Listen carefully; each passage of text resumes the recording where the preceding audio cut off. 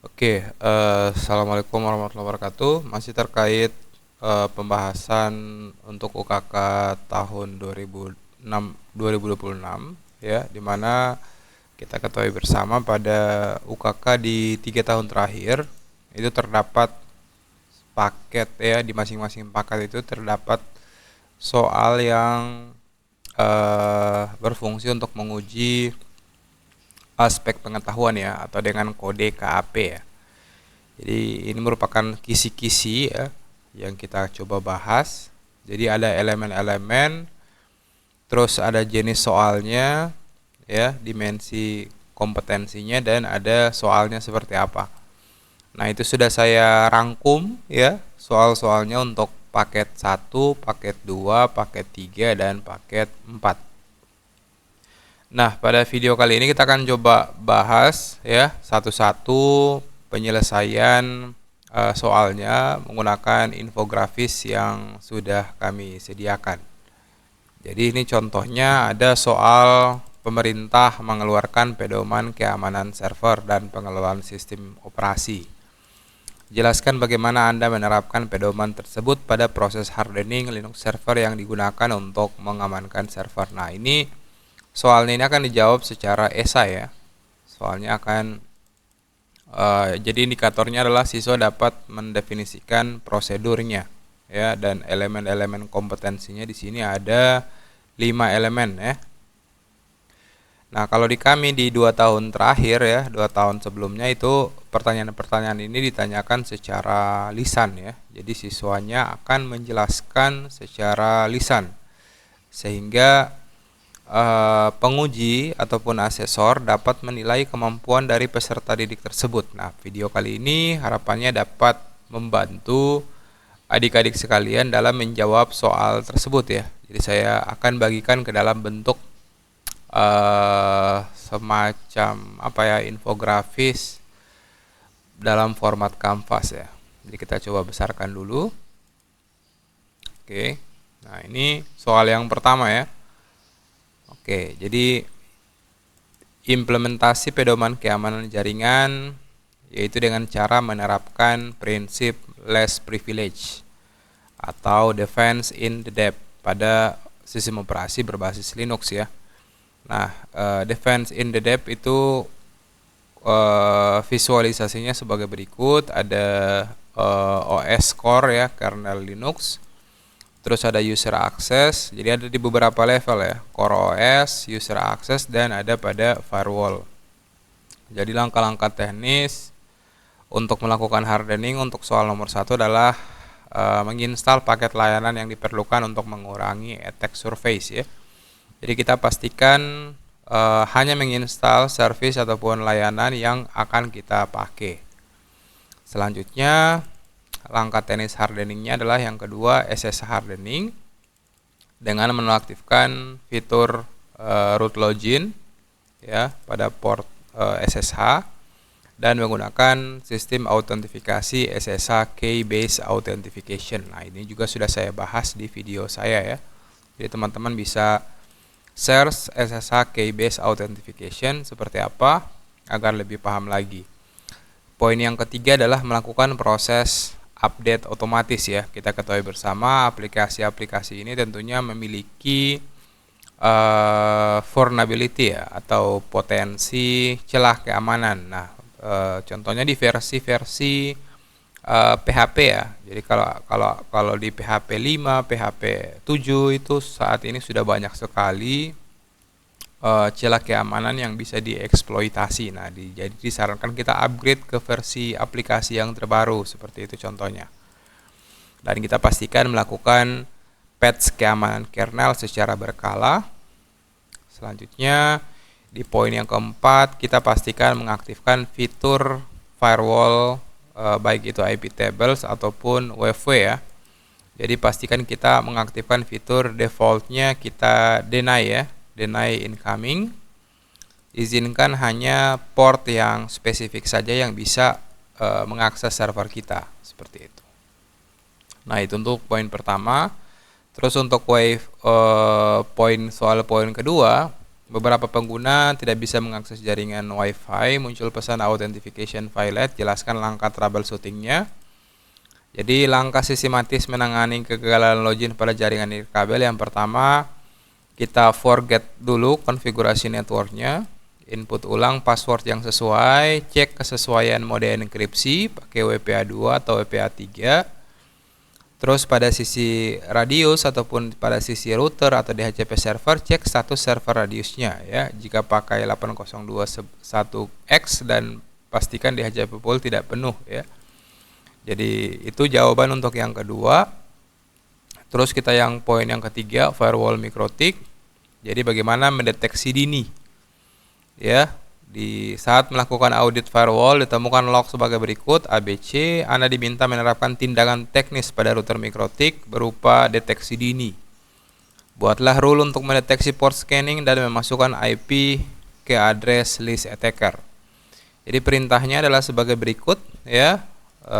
Kita buat konfigurasi chain input, di mana chainnya protokolnya adalah TCP, terus PSD-nya adalah 21 ya, 21 kali serangan di port 21 misalnya. Terus tiap 3 detik ada serangan. Nah, kita akan tambahkan ya source address tersebut ke address list dengan nama attacker. Selanjutnya address list timeoutnya adalah 1 hari dan di sini statusnya adalah detect port scanning ya, ada komennya. Nah, selanjutnya kita tinggal blok ya.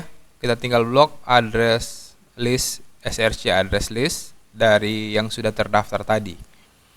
Jadi IP firewall filter add chain input, actionnya drop, SRC address list attacker, terus komennya drop. Nah, ini merupakan salah satu solusi ya bagi kita untuk bisa mengamankan server kita. Nah, ini contoh kasusnya.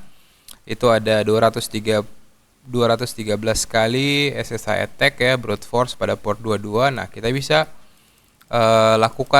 menerapkan perintah di atas, atau kita mau secara spesifik mengganti port bisa ya. Nah, selanjutnya kita ke soal nomor 4 di monitoring akses ya. Nomor 4, sekolah ingin memberikan akses read only kepada beberapa guru untuk melihat status router mikrotik tanpa mengubah konfigurasi. Jelaskan bagaimana Anda mengimplementasikan akses ini. Nah, jadi caranya kita tinggal buatkan usernya, user group add name-nya monitoring. Terus kita setting policy-nya itu read ya, test dan winbox. Selanjutnya kita mendaftarkan user guru ke dalam grup tersebut ya. Ini sudah dibuatkan grup baru dan kita buatkan user baru. Nah, user baru tersebut dengan nama guru dan kita tinggal mendaftarkan user guru tersebut ke dalam grup ya. Nah, pada sistem mikrotik seperti ya, kita bisa pakai atau kita bisa tambahkan sistem monitoring seperti MRTG, CACT ataupun Zabbix ya. Jadi gunakan SNMP versi 2C dengan community string public ya ketika kita ingin memberikan hak akses untuk guru ya. Nah, kalau kita tahu bersama di mikrotik itu punya beberapa grup ya, ada grup admin, ada grup full ya, itu admin, terus ada grup read dan ada grup write. Nah, di sini karena dia spesifik ingin melakukan monitoring, maka kita tinggal buatkan sebuah grup baru untuk melakukan proses monitoring. Oke, kita ke soal kelima ya. Soal kelima adalah jelaskan bagaimana Anda menyusun kebijakan backup sesuai prinsip ISO 2701 dan bagaimana menerapkan pada perangkat router switch kita. Jadi, untuk menjamin ketersediaan data berdasarkan ISO 2701 dan pemulihan cepat di disaster recovery, kita bisa menerapkan 3 poin ya. Yang pertama, backup harus diverifikasi keberhasilannya, integritas, kerahasiaan file backup harus dienkripsi dan dilindungi password. Jadi ada strategi yang 321 ya, di mana 3 kita salin, terus kedua medianya kita salin di media yang berbeda, dan satunya lokasinya offline ya atau offsite. Jadi adapun implementasi backup pada mikrotik atau switch, kita bisa pakai perintah dua perintah berikut ya. Jadi yang pertama adalah perintah untuk melakukan backup secara full ya, full backup, sistem backup save, terus kita berikan nama. Nah, script ini bisa kita jalankan secara terjadwal ya, misalnya satu hari satu kali atau satu hari dua kali. Terus kita juga bisa backup ke dalam metode backup lainnya adalah export ya, di mana export ini akan bisa membackup seluruh konfigurasi maupun beberapa konfigurasi dari router ataupun switch kita. Namun kita bisa mengedit ya, atau melihat atau membaca isi dari hasil backupnya. Dan setelah itu kita bisa pilih ya, yang mana mau backup secara biner atau mau backup secara script. Kita bisa buat penjadwalan scheduler yang dimana akan dikirimkan ke email ataupun ke Google Drive secara real time seperti itu. Selanjutnya kita ke soal ke-6. Di jaringan sekolah tiba-tiba banyak perangkat mengalami koneksi lambat. Log firewall menunjukkan banyak permintaan ke port 80 dan 443 dari sumber IP dengan frekuensi sangat tinggi dalam waktu singkat. Sebagai deteksi dini isu keamanan, jelaskan jenis serangan apa yang paling mungkin terjadi. Ada 4 poin ya, kita coba jelaskan.